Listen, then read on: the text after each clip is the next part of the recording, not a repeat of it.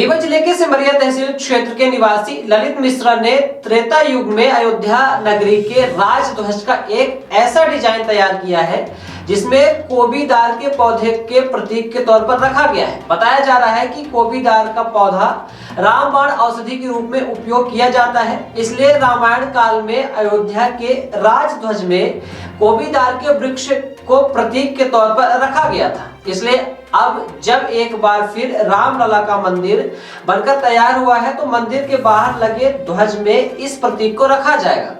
ललित मिश्रा के इस डिजाइन को ध्वज में लगाया जाएगा। इसका अप्रूवल 30 दिसंबर को मिलने वाला है।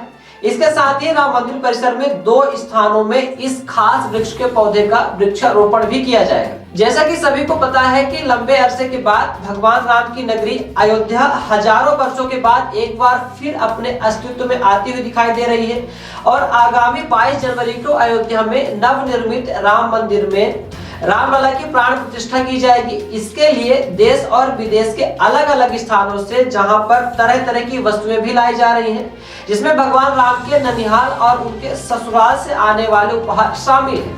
22 जनवरी को अयोध्या में भगवान राम का भव्य मंदिर का उद्घाटन होने जा रहा है, जिसके लिए भगवान राम के भक्त इस दिन का बड़े ही बेसब्री से इंतजार भी कर रहे हैं। राम मंदिर से ही जुड़ी एक सबसे महत्वपूर्ण वस्तु है जिसके बारे में आज हम आपको बताने जा रहे हैं। इस वस्तु की खोज और इसका आविष्कार करने में रीवा के लाल ललित मिश्रा ने अपनी अहम भूमिका निभाई है। रामलला की नगरी अयोध्या में मंदिर प्रांगण में लगने वाले ध्वज का आविष्कार और उसमें अंकित प्रतीक चिन्ह की खोज रीवा के लाल ललित मिश्रा ने की है। यह वस्तु एक खास किस्म का पौधा है जिसका वर्णन हमारे वेद और पुराणों में मिलता है। इस खास किस्म के पौधे का कनेक्शन भी सीधा रामायण युग से जुड़ा हुआ है। आइए आगे जानते हैं त्रेता युग में भगवान राम की नगरी वाले राजध्वज तथा ध्वज में अंकित कोबीदार पौधे वाले प्रतीक चिन्ह के बारे में कि आखिर इसकी खासियत क्या है। उत्तर प्रदेश के अयोध्या में भगवान राम के भव्य मंदिर का निर्माण किया गया है तथा अब आने वाले इसी नव वर्ष में आगामी 22 जनवरी को भव्य राम मंदिर का शुभारंभ भी होने जा रहा है। देश के प्रधानमंत्री मोदी और उनके समेत करोड़ों लोग इस दिन का बड़े ही बेसब्री से इंतजार कर रहे हैं। मंदिर के शुभारंभ को लेकर देश और विदेश के तमाम स्थानों में खुशी की लहर, वहीं मंदिर में सजाने के लिए व्यवस्थाएं की जा रही हैं। इसी कड़ी में रीवा के रहने वाले ललित मिश्रा ने त्रेता युग के अयोध्या में लगे राजध्वज पर अंकित कोबीदार के पौधे वाला ध्वज डिजाइन किया, जिसे मंदिर के बाहर लगे राजध्वज के रूप में लगाया जाना है। ललित मिश्रा के द्वारा डिजाइन किए गए ध्वज को मंदिर प्रांगण में लगाने के बाद अब मंदिर के तमाम साधु संतों के द्वारा अप्रूव किया जाना है, जिसके बाद कोबीदार के पौधे को प्रतीक के रूप में भगवा ध्वज में डिजाइन कर मंदिर के बाहर लगे ध्वज, जिसको पताका कहते हैं, उसके तौर पर लगाया जाना है। इसको लेकर 30 दिसंबर को तमाम संतों के द्वारा इसकी सहमति दी जानी है। दरअसल कोबीदार का वृक्ष औषधि के रूप में रामबाण साबित होता है। इसके कारण ही त्रेता युग में अयोध्या के राजध्वज में इसे प्रतीक के तौर पर रखा गया था, परंतु वर्तमान में हो रहे मंदिर निर्माण में इस बात को नजरअंदाज किया गया क्योंकि अधिकांश लोगों को इस बात की जानकारी ही नहीं थी। जिसके बाद उत्तर प्रदेश सरकार संस्कृति मंत्रालय के अधीन काम करने वाली अयोध्या शोध संस्थान के अधिकारियों के आग्रह पर रीवा के ललित मिश्रा ने पहले तो वेद और पुराणों में पहले तो इसकी खोजबीन की, इसके बाद कोबीदार पौधे की प्रतीक चिन्ह वाले इस ध्वज का डिजाइन तैयार किया। अब अयोध्या राम मंदिर में तमाम साधु संतों के द्वारा मंदिर परिसर में इस प्रतीक चिन्ह वाले ध्वज को लगाने की सहमति दी जा रही है।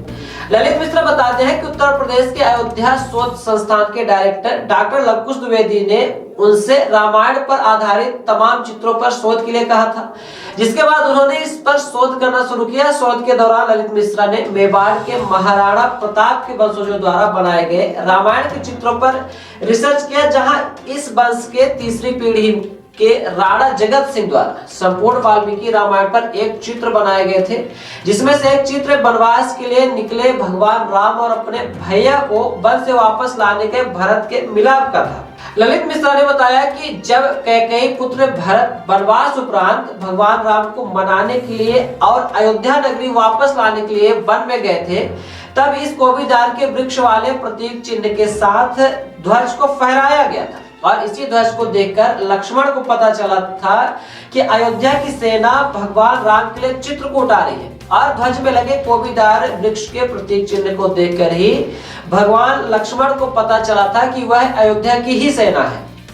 इन चित्रों पर अध्ययन करने के बाद उसका आधार समझने के लिए शोधकर्ता ललित मिश्रा ने चित्रों का मिलान वाल्मीकि रामायण और उसके श्लोकों तथा कथनों से मिलान किया तो सारी चीजें स्पष्ट हो गई कि भगवान राम के अयोध्या का ध्वज और उसमें अंकित राज वृक्ष का वर्णन है। त्रेता युग में अयोध्या राज्य की शक्ति और संप्रभुता का प्रतीक उसका राजध्वज था। वहीं ललित मिश्रा ने बताया कि कोबीदार का वृक्ष कश्यप ऋषि ने बनवाया था।